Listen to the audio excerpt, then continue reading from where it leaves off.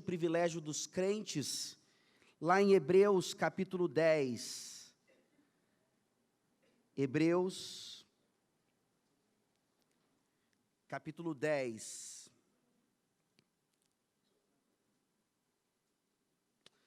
Eu vou ler até o versículo 31, até para fazer uma conexão bem clara com o texto utilizado pelo pastor Paipa ontem à noite, mas o sermão será apenas dos versículos 19 a 25. Hebreus capítulo 10, a leitura é até o versículo 31, a partir do 19, mas a mensagem se limitará aos versículos 19 e 25.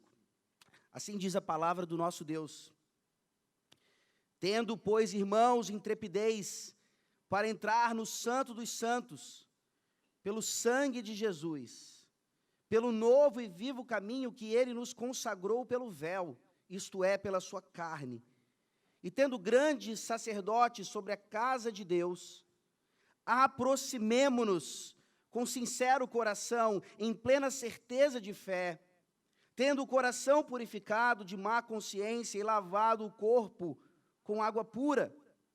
Guardemos firme a confissão da esperança sem vacilar, pois quem fez a promessa é fiel. Consideremo-nos também uns aos outros para nos estimularmos ao amor e às boas obras. Não deixemos de congregar-nos, como é costume de alguns. Antes façamos admoestações, e tanto mais quanto vedes que o dia se aproxima. Porque se vivermos deliberadamente em pecado, depois de termos recebido o pleno conhecimento da verdade, já não resta sacrifício pelos pecados. Pelo contrário, certa expectação horrível de juízo e fogo vingador, prestes a consumir os adversários. Sem misericórdia, morre pelo depoimento de 2 ou 3 testemunhas quem tiver rejeitado a lei de Moisés. De quanto mais severo castigo julgais vós, será considerado digno aquele que calcou aos pés o Filho de Deus e profanou o sangue da aliança com o qual foi santificado e ultrajou o Espírito da graça. Ora, nós conhecemos aquele que disse: a mim pertence a vingança, eu retribuirei, e outra vez o Senhor julgará o seu povo. Horrível coisa é cair nas mãos do Deus vivo. Amém. Vamos orar mais uma vez? Horrível coisa, ó Deus, é cair nas tuas mãos. O Senhor é Deus vivo, fogo consumidor. Ó Senhor, obrigado por essa realidade tão clara na tua palavra, tão direta, que nós só podemos conhecer de fato, iluminados pelo teu Santo Espírito. Por isso te pedimos nessa manhã que o Senhor manifeste a nós verdadeiramente esse privilégio maravilhoso de entrarmos na tua presença, nos aproximarmos de ti sem sermos consumidos. Nós não somos dignos, ó Deus. O Senhor não pode contemplar pecado e nós temos resquícios de pecado ainda. Como é que nós podemos adentrar na tua santa presença e sair daí ilesos? Ajuda-nos a entender essa mensagem nessa manhã.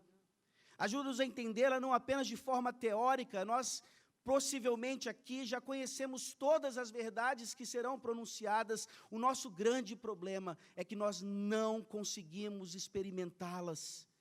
Nós não conseguimos praticá-las, nós somos negligentes, ó Deus. Mais negligentes, obviamente, do que aqueles que não conhecem a tua palavra. Porque como é que eles podem experimentar a presença santíssima, a intimidade da casa de Deus, sem conhecer o próprio Deus? A pergunta fica para nós crentes, então, nessa manhã: como é que nós não experimentamos verdadeiramente essa intimidade maravilhosa para a qual o Senhor mesmo nos chama, sendo que nós já conhecemos o Senhor? Ou será que já conhecemos? Se a realidade for essa, ó Deus, nessa manhã, que o Senhor então finalmente traga salvação. Que o Senhor traga salvação claramente para aqueles que estão perdidos ainda, afastados, totalmente contrários a Ti, mas salvação também àqueles que estão dentro da igreja, participam dos cultos, mas não são filhos ainda da obediência. continuam como filhos da ira. Tende misericórdia de nós. Aquece os nossos corações hoje, ao entrarmos mais uma vez na Tua presença para ouvir a Tua voz. Ó Deus, nos ajuda. Em nome de Jesus, em quem nós temos o total e livre acesso a Ti. É no nome dEle que oramos. Amém.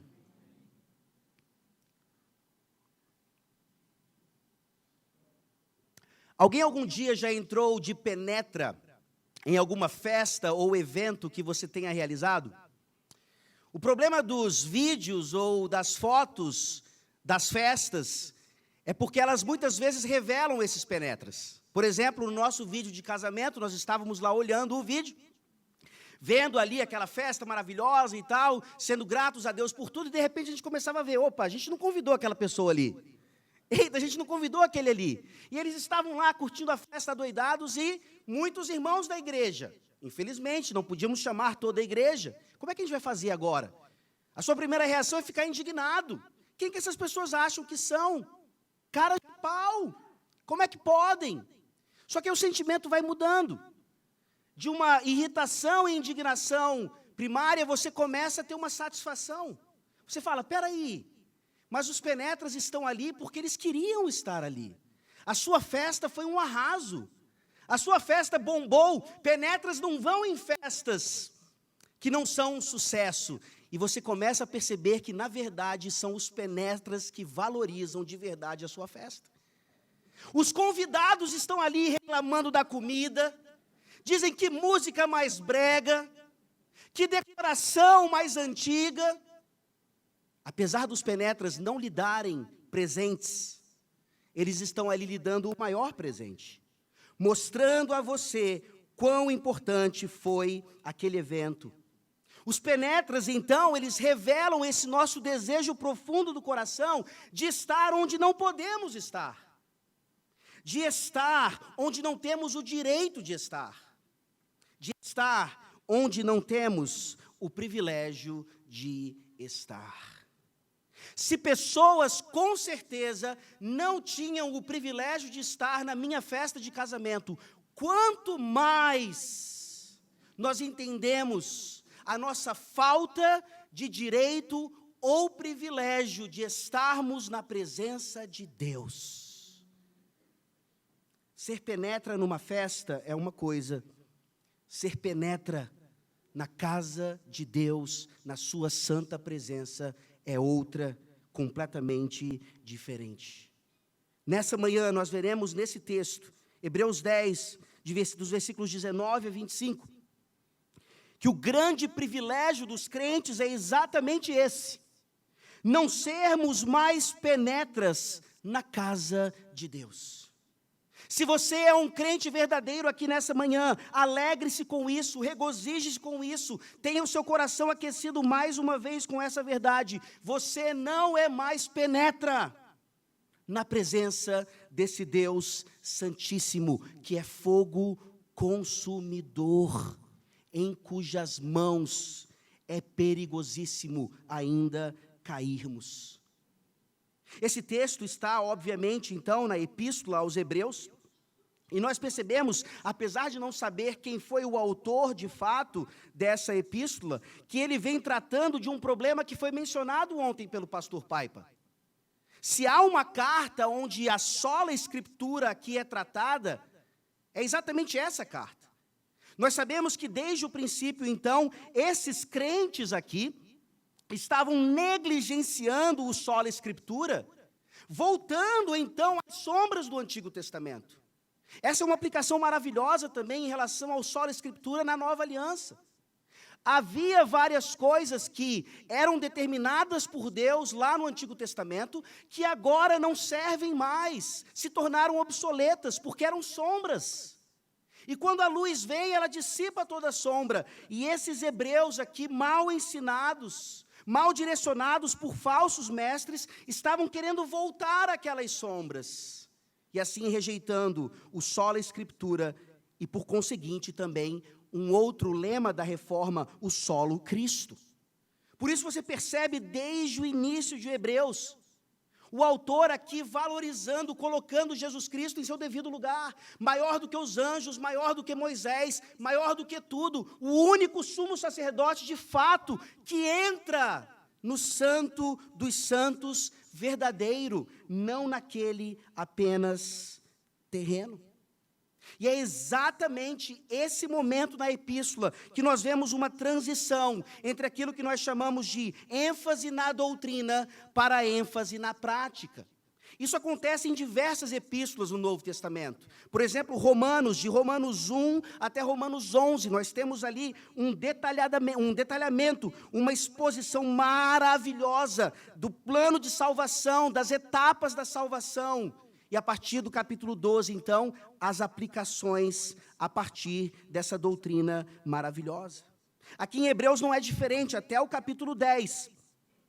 Entrando aqui, até o versículo 21, nós temos exatamente o autor enfatizando a doutrina de Cristo, a doutrina da Escritura, a doutrina que agora ele usa para aplicar a palavra de Deus, especialmente na área da santificação. O que é que você prefere? A ortodoxia ou a ortopraxia? Existe esse debate dentro da igreja de Deus, infelizmente. Uma falsa dicotomia entre essas duas coisas. Provavelmente aqui as pessoas estão mais ligadas à ortodoxia, doutrina pura, livros, uma bela biblioteca, mas que não passa dali, que não é experimentada na realidade. Muitas vezes pessoas são criticadas, então presbiterianos são chamados de sorveterianos, conhecem demais, mas não vivem aquilo que conhecem. Por outro lado, então, esses críticos dizem que a ortopraxia é que importa, que deve ser enfatizada, e geralmente nesses ambientes a doutrina é esquecida, e você vê então uma prática completamente deturpada, porque não tem seu vínculo com a doutrina. É uma falsa dicotomia. Nessa manhã nós não devemos preferir nem a ortodoxia, nem a ortopraxia, mas ambas. O entendimento de que uma não existe sem a outra, e de que se há esse desequilíbrio em nossas vidas, há um desequilíbrio também na área de santificação.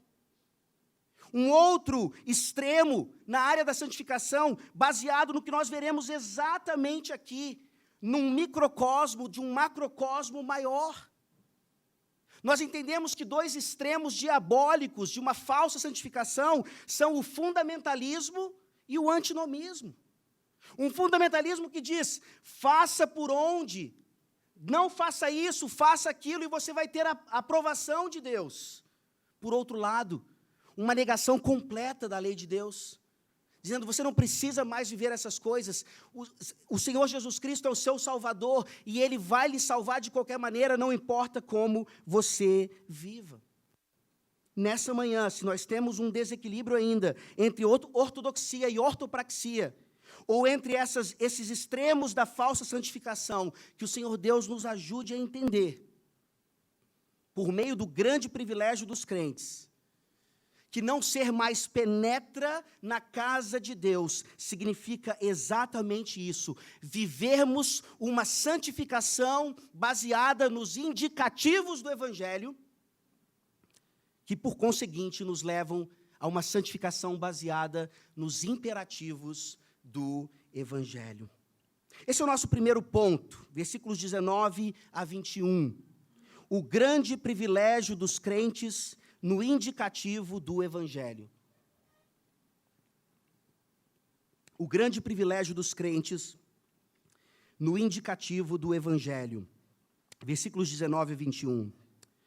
Tendo, pois, irmãos, intrepidez para entrar no Santo dos Santos, pelo sangue de Jesus, pelo novo e vivo caminho que Ele nos consagrou pelo véu, isto é, pela sua carne, e tendo grande sacerdote sobre a casa de Deus.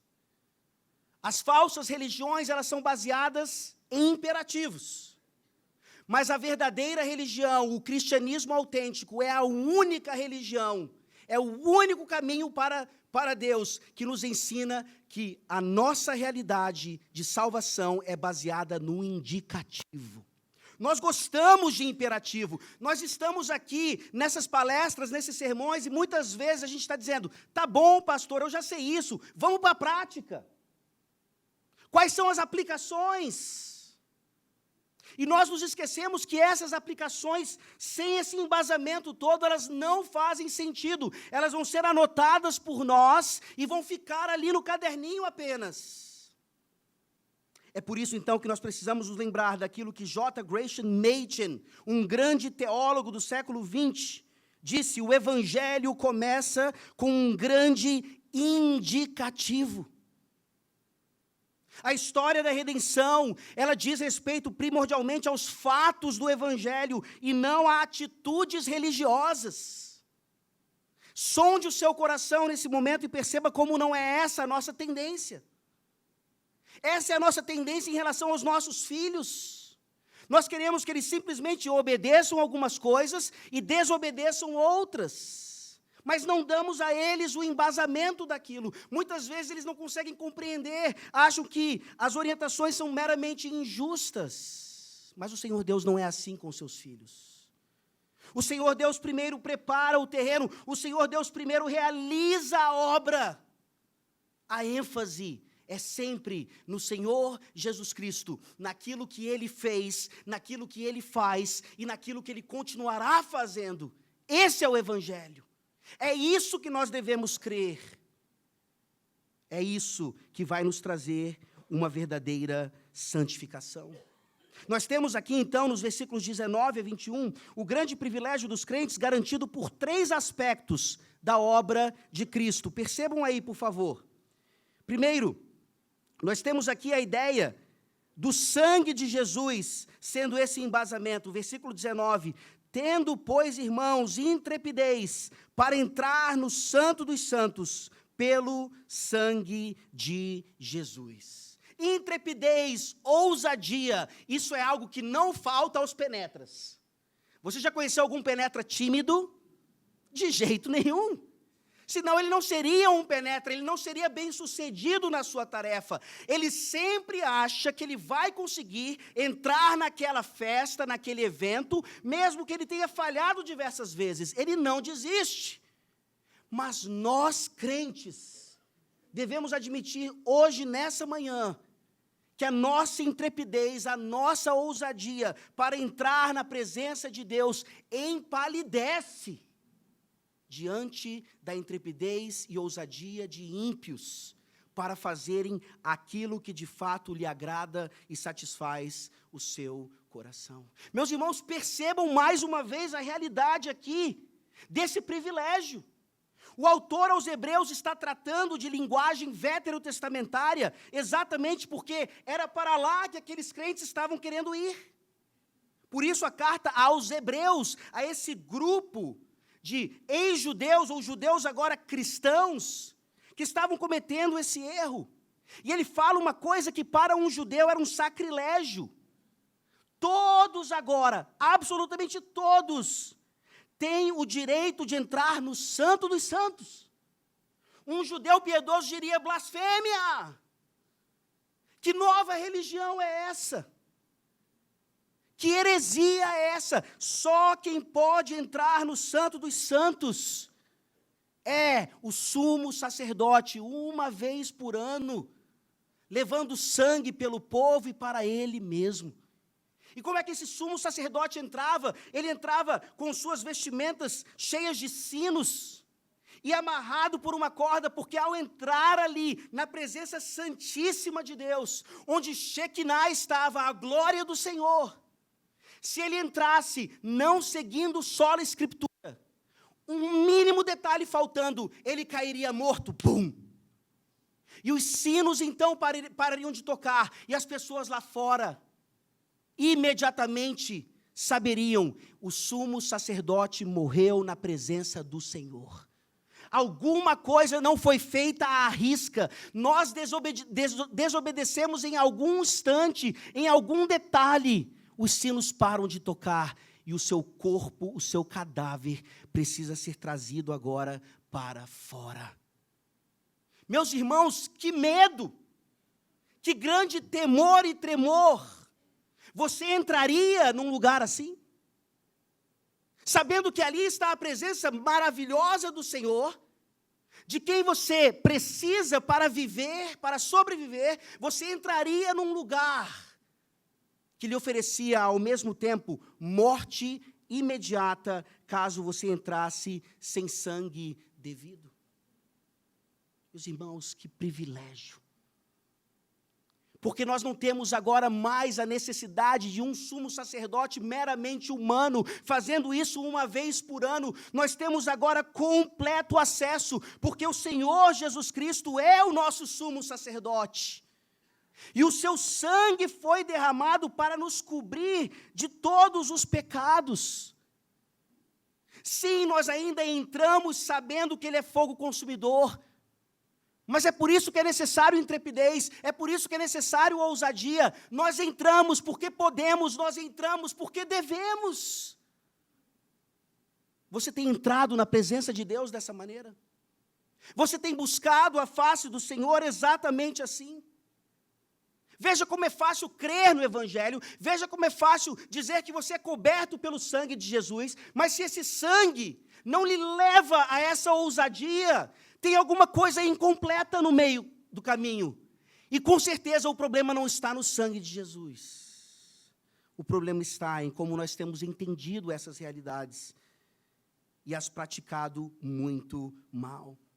Esse é o primeiro embasamento, o sangue de Jesus nos dando essa ousadia de entrar onde nunca poderíamos entrar por conta própria. Mas no versículo 20 nós vemos um outro embasamento, o próprio corpo de Cristo. Pelo novo e vivo caminho que Ele nos consagrou pelo véu, isto é, pela sua carne.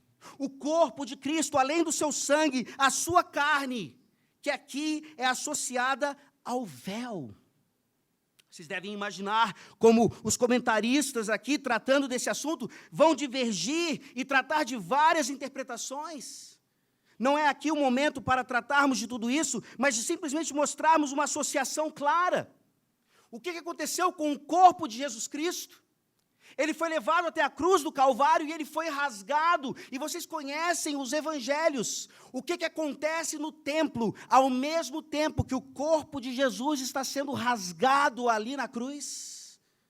O véu está sendo rasgado de cima a baixo. Aquele véu que separava agora Deus, a sua santidade, do seu povo ainda pecador. É rasgado, o acesso agora é livre, mas para que isso tivesse acontecido, o corpo de Jesus precisou ser destruído. É interessantíssimo a forma como um comentarista coloca aqui.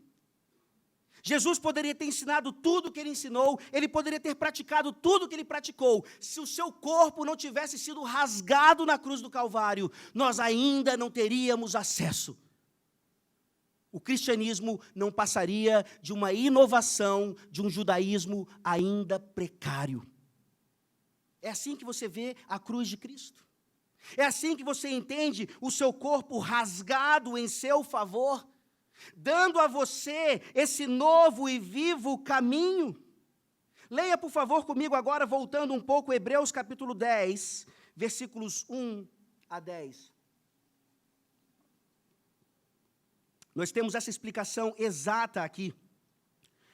Ora, visto que a lei tem sombra dos bens vindouros, não a imagem real das coisas, nunca jamais pode tornar perfeitos os ofertantes, com os mesmos sacrifícios que ano após ano, perpetuamente eles oferecem.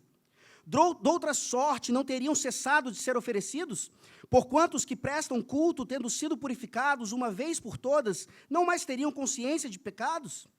Entretanto, nesses sacrifícios faz-se recordação de pecados todos os anos, porque é impossível que o sangue de touros e de bodes remova pecados. Por isso, ao entrar no mundo, diz: sacrifício e oferta não quiseste, antes um corpo me formaste. Não te deleitaste com holocausto de ofertas pelo pecado. Então eu disse: eis aqui estou, no rolo do livro está escrito a meu respeito, para fazer, ó Deus, a tua vontade. Depois de dizer como acima, sacrifícios e ofertas não quiseste, nem holocaustos de oblações pelo pecado, nem com isso te deleitaste. coisas que se oferecem segundo a lei. Então acrescentou: eis aqui estou para fazer, ó Deus, a tua vontade. Remove o primeiro para estabelecer o segundo. Nessa vontade é que temos sido santificados, mediante a oferta do corpo de Jesus Cristo, uma vez por todas. Meus irmãos, esse corpo já foi rasgado, ele já foi sacrificado. Aqui nós temos um problema gravíssimo daquilo que acontece em todas as missas, e vejam que eu conheço isso de berço. Ao falar essas coisas, estou dizendo ainda a respeito dos meus familiares, meus pais, meus mais próximos, que ainda se submetem a essa heresia da missa, a essa clara desobediência à sola Escritura, em que naqueles sacrilégios verdadeiros, chamados de missa, o suposto sacerdote transforma, com suas palavras mágicas, aquela hóstia em corpo e sangue de Cristo, e ali Jesus Cristo precisa ser sacrificado mais uma vez. Eu não sei se você teve experiência aqui com o catolicismo romano, como eu tive. Mas, meus irmãos, isso é uma desgraça, não só para as nossas famílias, mas para toda a nossa nação. Como o Dr. Paipa falou ontem, onde o catolicismo romano se estabeleceu e se expandiu, nós temos trevas, nações em trevas. E é o Evangelho, é esse novo e vivo caminho, em contraste com aquilo que é obsoleto, aquilo que não serve, aquilo que traz apenas morte. É apenas esse novo e vivo caminho que vão trazer libertação. Se você tem algum parente, como eu tenho, católico romano ainda, continue orando por essa pessoa, continue evangelizando. Ela não é cristã. Ela está indo para o inferno.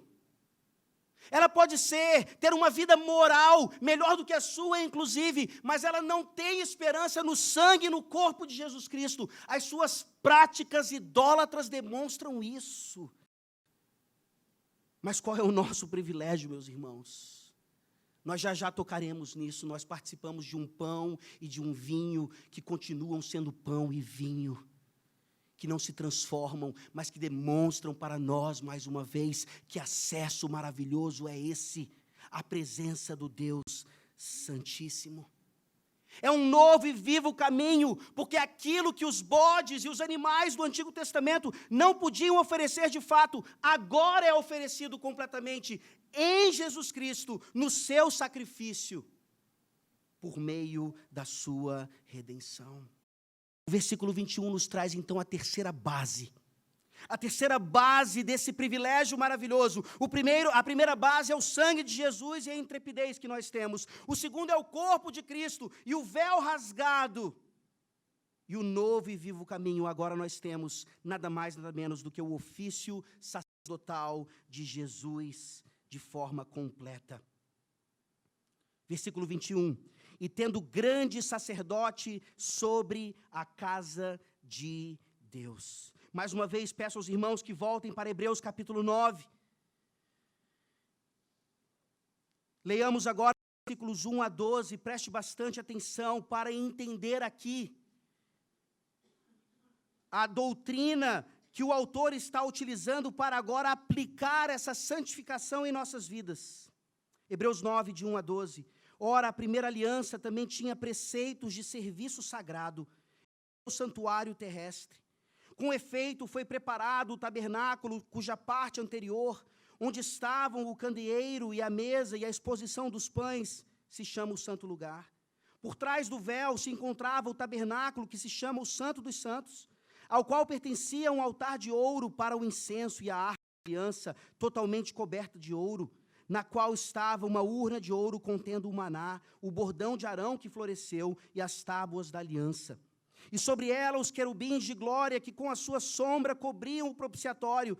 Dessas coisas, todavia, não falaremos agora pormenorizadamente.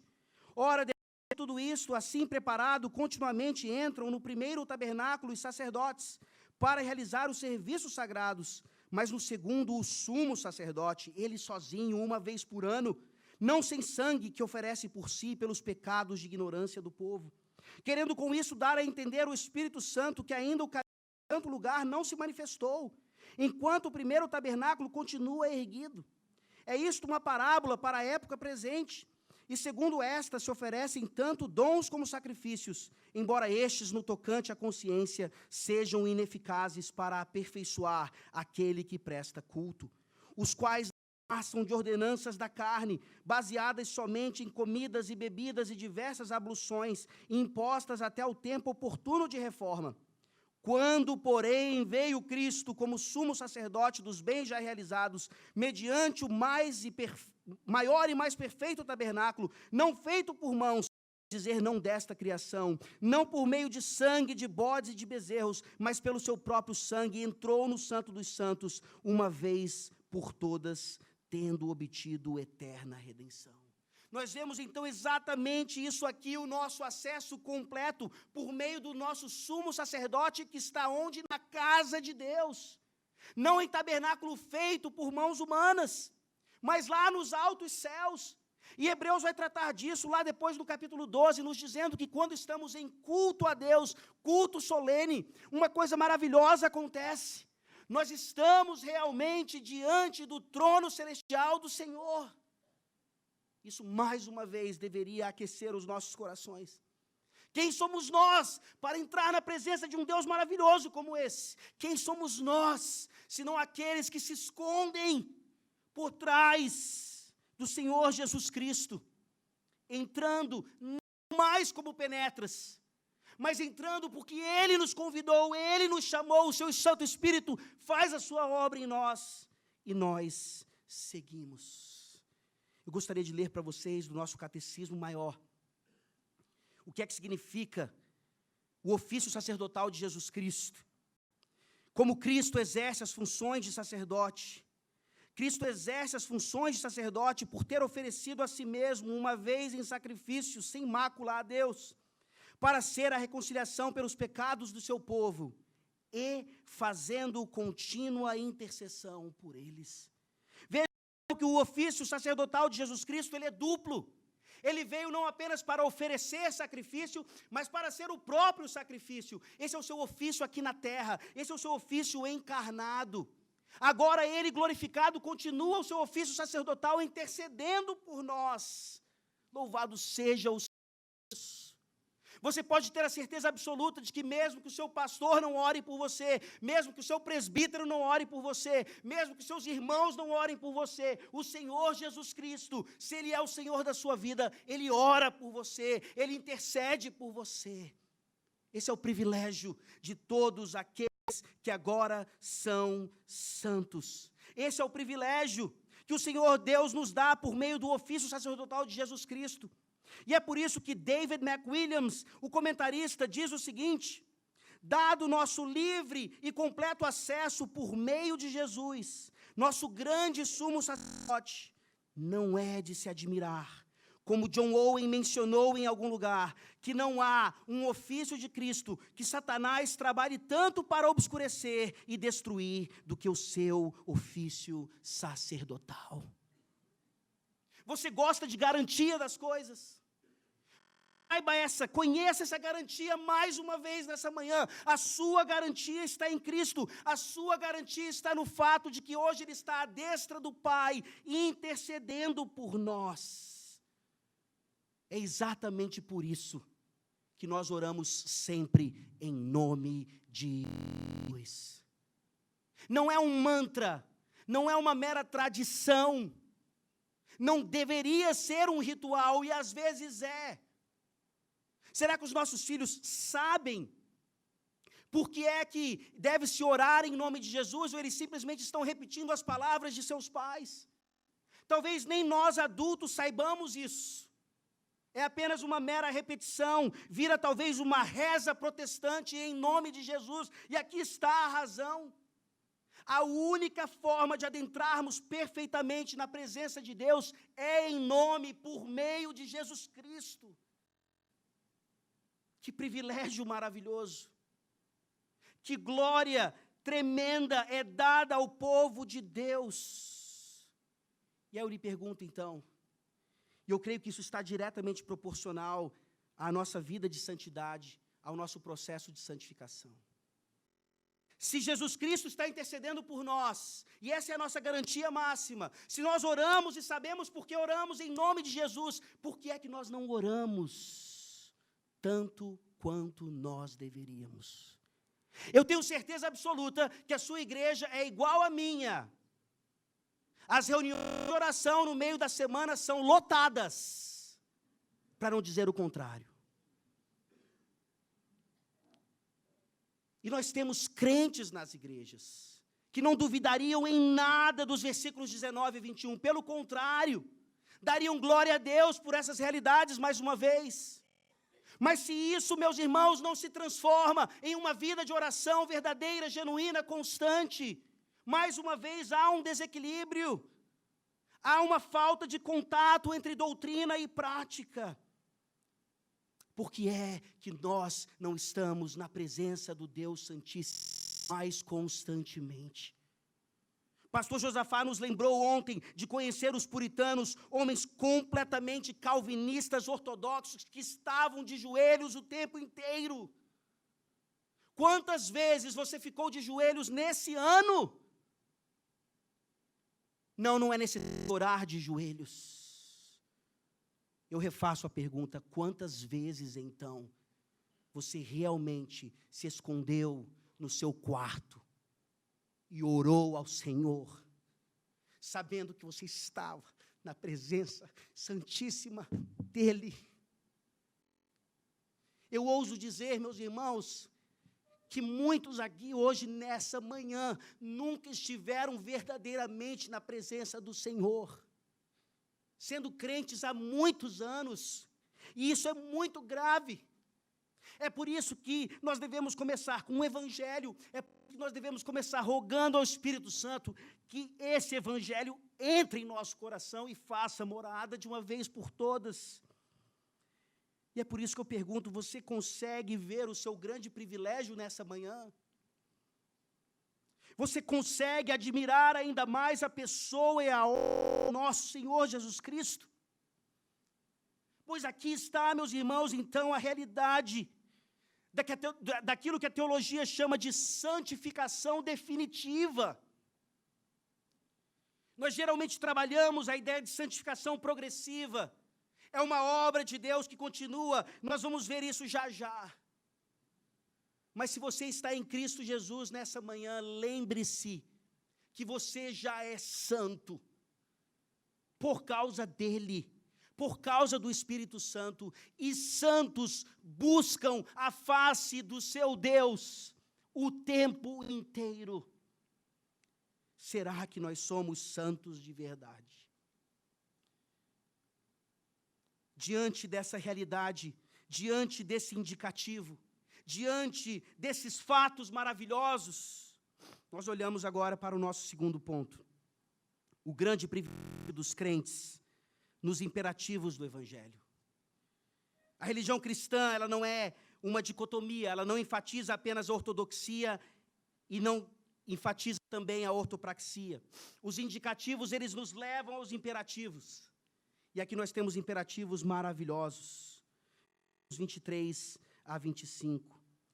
Guardemos firme a confissão da esperança sem vacilar, pois quem fez a promessa é fiel. Consideremos-nos também uns aos outros para nos estimularmos. Desde o versículo 22, aproximemo-nos com sincero coração, em plena certeza de fé, tendo o coração purificado de má consciência e lavado o corpo com água pura. Guardemos firme a confissão da esperança sem vacilar, pois quem fez a promessa é fiel. Consideremo-nos também uns aos outros para nos estimularmos ao amor e às boas obras. Não deixemos de congregar-nos, como é costume de alguns, nós façamos admoestações, e tanto mais quanto vedes que o dia se aproxima. Aqui nós temos 3 imperativos claros. Nós veremos no versículo 25 que está ali dizendo: não deixemos. A tradução está em imperativo, mas no original nós não temos isso. Os imperativos são: aproximemo-nos, guardemos firme e consideremo-nos também uns aos outros. 3 aplicações maravilhosas. 3 imperativos que fluem exatamente daquilo que nós vimos anteriormente. E o primeiro, nos aproximarmos de Deus com sincero coração, nada mais é do que uma linguagem de culto. linguagem de adoração, linguagem veterotestamentária, que é acoplada à nova aliança. Por favor, abra sua Bíblia em Levítico, capítulo 9. Levítico, capítulo 9.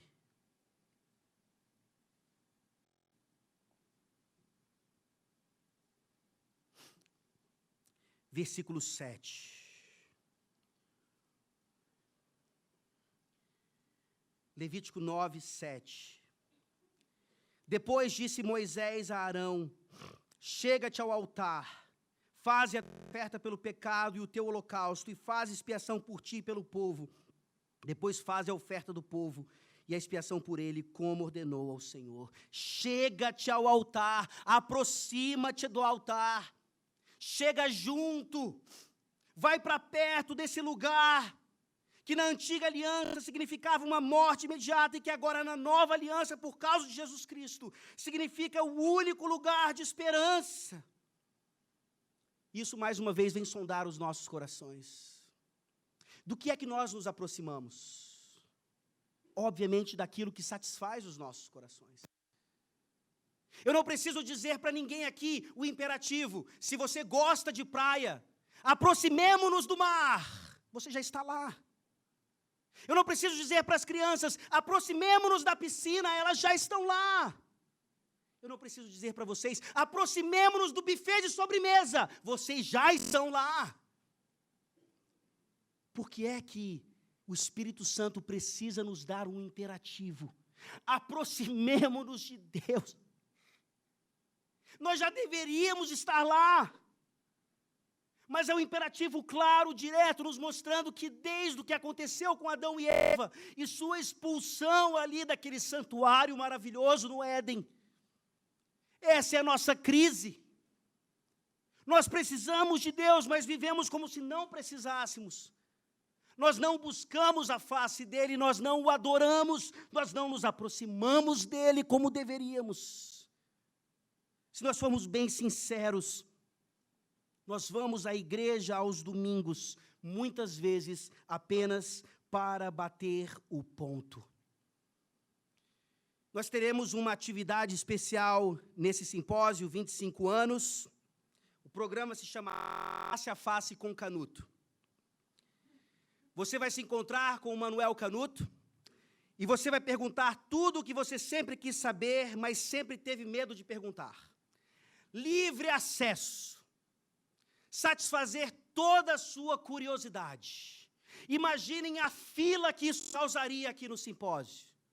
A liderança, a organização precisaria mudar o horário de culto, o horário das palestras, porque nós estamos mais interessados em ter livre acesso à mente de um dos organizadores do projeto do que interessados na mente de Deus.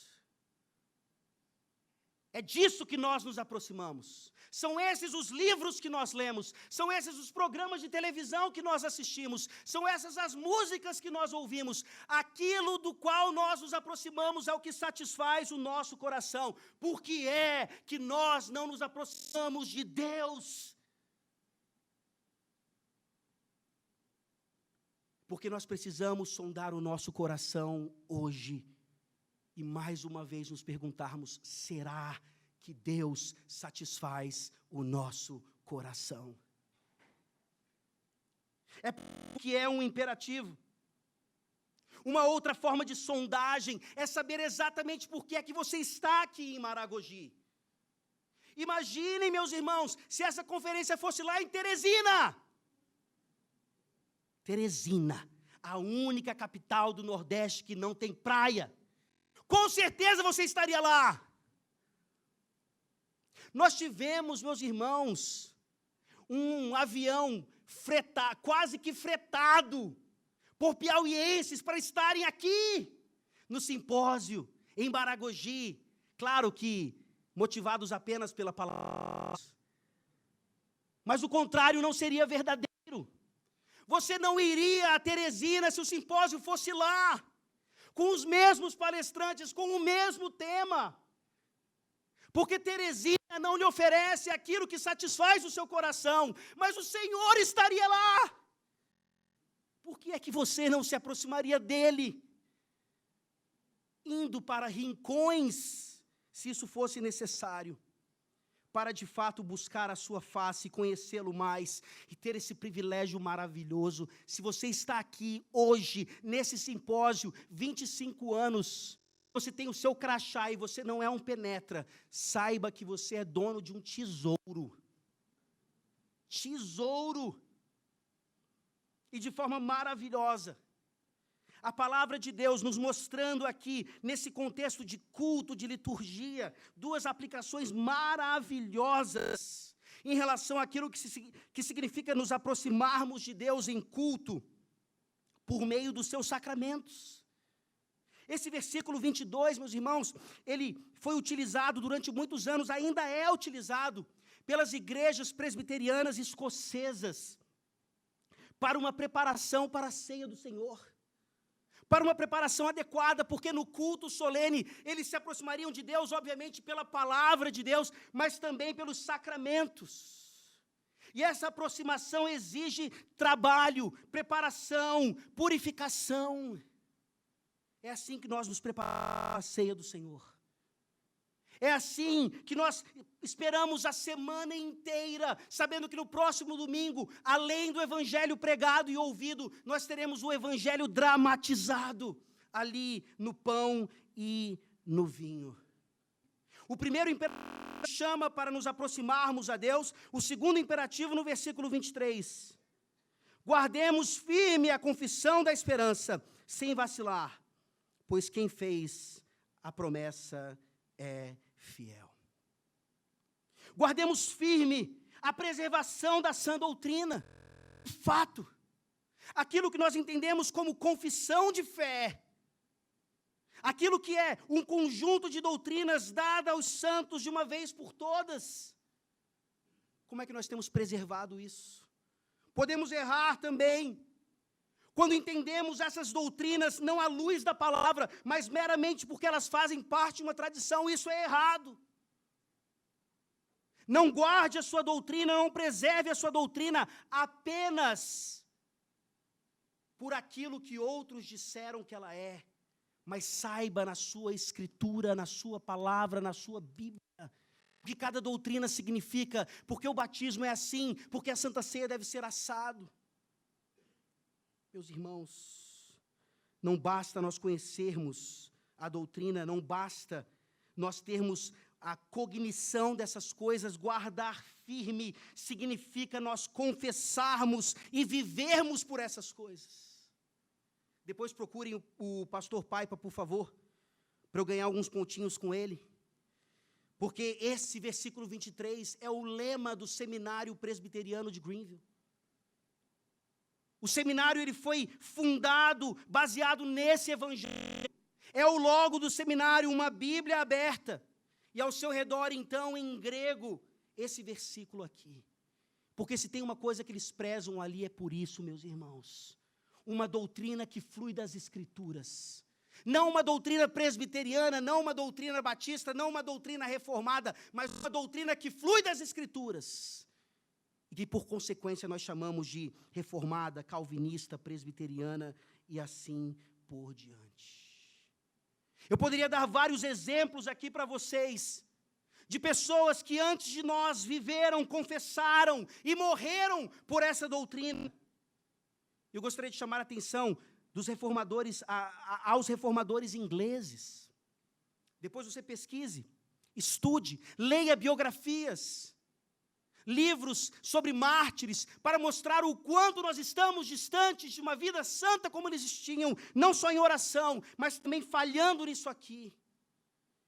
Os reformadores ingleses, meus irmãos, em sua grande maioria, eles foram enviados à fogueira, porque se recusavam a negar a seguinte doutrina. Você deve imaginar a justificação pela fé somente, alguma coisa ligada à salvação. Muito pelo contrário. A maioria dos mártires, na época da perseguição, lá na Inglaterra, morreu queimado, porque se recusaram a receber a doutrina da transubstanciação. Que coisa mais simples! Vou perder a minha vida por causa desse detalhe. Sim, um detalhe importantíssimo. Porque se nós aqui aceitarmos que uma hóstia se transforma de fato no corpo e no sangue de Cristo, nós não temos mais evangelho. É aquela racha, aquela falha na represa, que quando nós menos percebemos se tornou um grande buraco e a enchente vem. Aqui, uma outra aplicação bem prática em relação aos nossos cultos, em relação àquilo que nós chamamos princípio regulador do culto. Qual foi a última vez, nas suas práticas litúrgicas, que vocês recitaram o credo apostólico? Espera aí, pastor, o senhor está criticando a missa e agora quer introduzir um elemento de missa no nosso meio? Não, meus irmãos. Dependendo da Bíblia que você tenha aí, você vai ver que no final dela tem lá o credo apostólico. Porque é uma herança reformada, bíblica, que dentro do culto, sim, como elemento de culto, tendo esse versículo e outros como embasamento, que nós devemos confessar a nossa fé, recitar não apenas o credo apostólico, mas o credo niceno, todos os credos que são nossos, e não do catolicismo romano. Recitar a confissão de fé, os nossos catecismos. É ali onde nós, corporativamente, aproximando de Deus em santo culto, estamos dizendo, nós vivemos e morremos por cada uma dessas realidades e verdades. Se a sua igreja não pratica esse tipo de elemento de culto, estude um pouco mais, seja convencido disso, entenda que sim, nós não só podemos, como devemos confessar a nossa fé, domingo após domingo. E aqui nós somos levados para o final, meus irmãos, o último imperativo. E a conclusão do nosso sermão, o imperativo mais longo, como eu falei para vocês, o versículo 5 ele está traduzido como um imperativo, mas ele na verdade é apenas um gerúndio aqui. Consideremo-nos também uns aos outros, para nos estimularmos ao amor e às boas obras, não deixando de congregar-nos, como é costume de alguns. Antes falamos admoestações, e tanto mais, quanto vedes que o dia se aproxima. Esse imperativo não podia ser mais claro, mas ao mesmo tempo mais desesperador. Será que teve algum domingo na sua vida que você já faltou o culto a Deus por causa de algo completamente ilegítimo? Não levante a mão, por favor.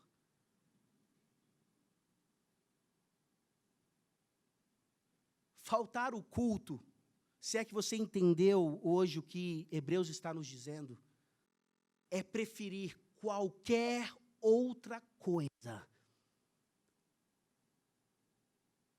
que a presença celestial, santíssima de um Deus maravilhoso.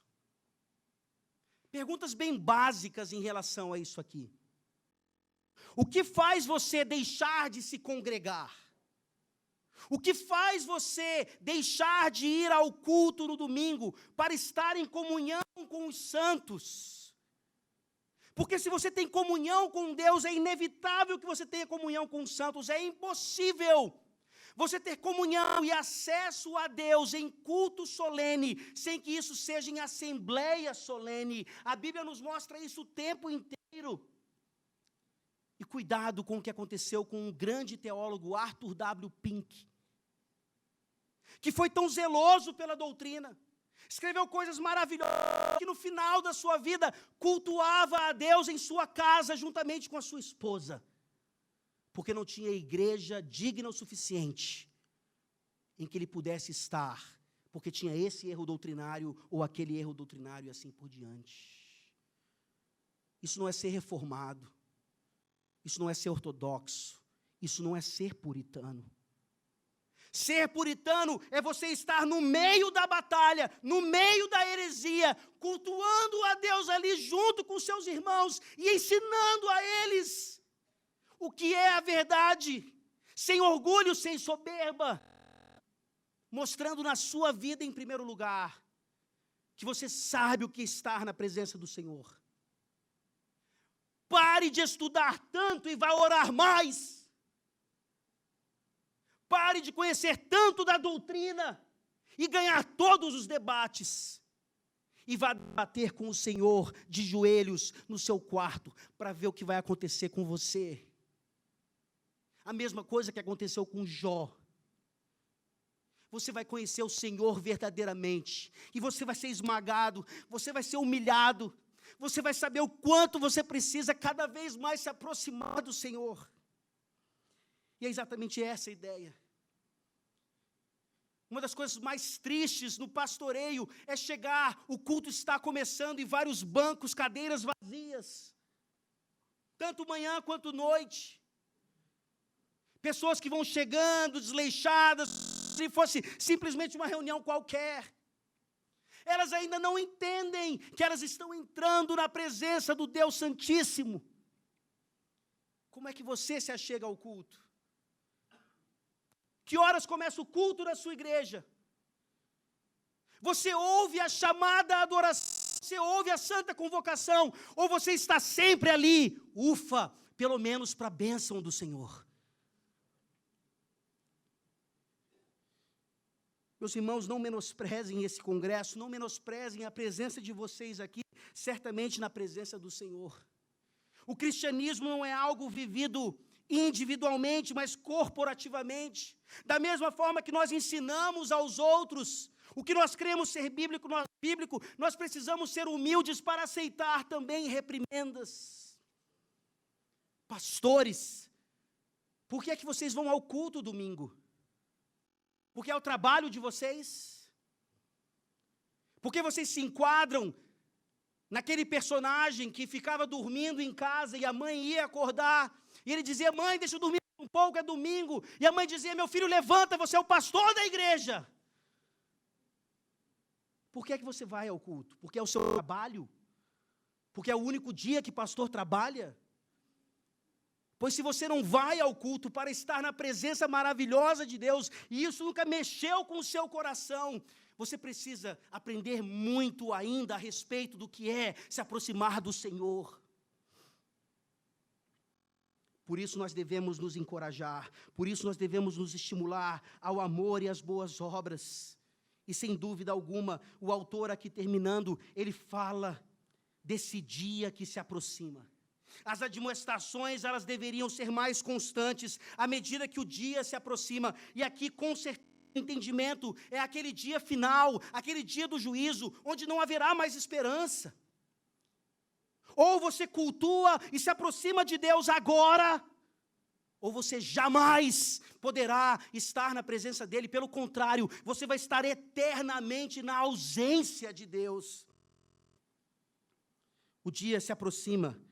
O dia final, sem dúvida alguma, mas eu creio que aqui nós temos, pelo menos por inferência, uma aplicação também relacionada ao dia do Senhor. O dia final, chamado como o grande dia do Senhor, ele é manifestado para nós como que semanalmente. Por isso que nos congregamos domingo, primeiro dia da semana, sola Escritura, não é mais sábado, é domingo. Como é que estão os seus domingos? Você tem a mesma perspectiva? Aqueles que no passado se aproximavam de Deus, se preparavam para aquele grande dia, sabiam que era um dia mais especial do que outros, o Santo dos Santos. E eles esperavam também que aquele fosse o último domingo. É essa a sua esperança hoje? Que esse próximo domingo seja o último, que o próximo já seja na presença de Deus de fato, ali onde nós estaremos face a face com o Senhor Jesus Cristo. Ou você ainda precisa se casar, ou você ainda precisa ter filhos, ou você ainda precisa comprar a sua casa, ou você ainda precisa terminar o seu curso. Do que é que você se aproxima? Por que é que nós estamos tão distantes de um Deus que está dizendo o tempo todo: aproximem-se de mim, o véu já foi rasgado, o meu filho cumpriu tudo o que precisava na cruz do Calvário. Aproximem-se de mim em culto particular, em culto doméstico e em especial no culto solene. Nós não somos mais penetras. Eu termino lendo, por favor, Hebreus capítulo 4. Hebreus capítulo 4, versículos 14 a 16. Nós não somos mais penetras. Tendo, pois, a Jesus, o Filho de Deus, como grande sumo sacerdote, que penetrou os céus, conservemos firmes a nossa confissão, porque não temos sumo sacerdote que não possa compadecer-se das nossas fraquezas. Antes foi ele tentado em todas as coisas à nossa semelhança, mas sem pecado. Acheguemo-nos, portanto, confiadamente junto ao trono da graça, a fim de recebermos misericórdia e acharmos graça para socorro em ocasião oportuna. Essa é a sua santificação progressiva, crente, santo. Nos acheguemos a Deus. Mas se você ainda é penetra aqui nessa manhã, você tem o crachá do congresso, você pagou a sua inscrição, mas você está aqui e você não tem acesso a Deus. Eu conclamo a você nessa manhã, que você se arrependa e que você busque a face de Deus enquanto Ele pode ser achado e encontre ali livre acesso à casa do Pai